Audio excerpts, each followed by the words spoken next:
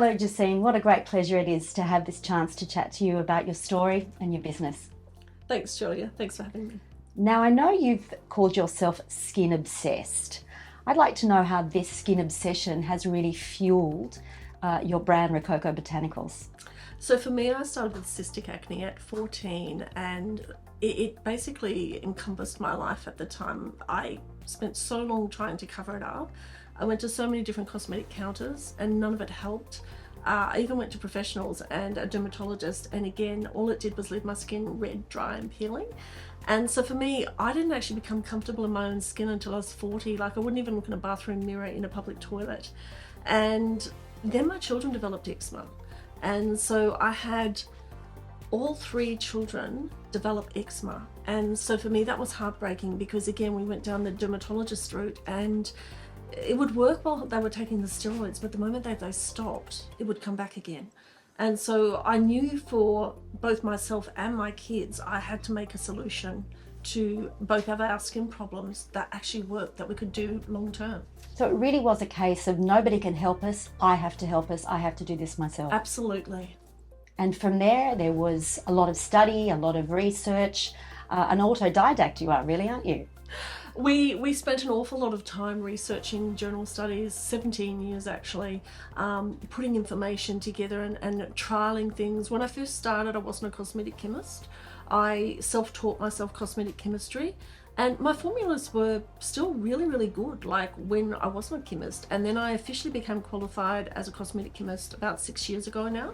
And I'm a member of the Australian Society of Cosmetic Chemists as well. So we go to their functions and regularly attend their events as well. How important is it that your products are really natural and the ingredients and the actives are from nature? So for me, I have a love of herbs and botanicals, and to me there's a natural allure of them. Consumers also, if you look at the way that they are wanting products to be developed, they are wanting natural ingredients. They're not wanting synthetics. They almost have like a fear of them. So the fact that I love natural ingredients, and cosmetics and consumers do as well, is a gift. Many people think that natural products don't work, and it's just like synthetic. It's not about whether it's natural or synthetic, it's about the formula.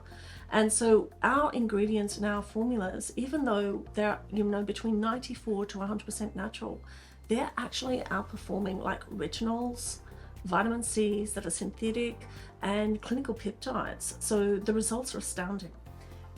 What are some examples of natural ingredients that you'd be better off using than their synthetic equivalent? So if I was to think of vitamin C's, Kakadu plum is a good example. No one ever reacts to it. And yet if you were to put L-ascorbic acid on, say, for skin, because of the high percentage that they need to use it at, it causes a lot of irritation, and it's a low pH as well. Another one would be your retinols. Retinols are quite popular because they've got a lot of journal studies with them, but they can also cause a lot of irritation, and people tend to overdo them.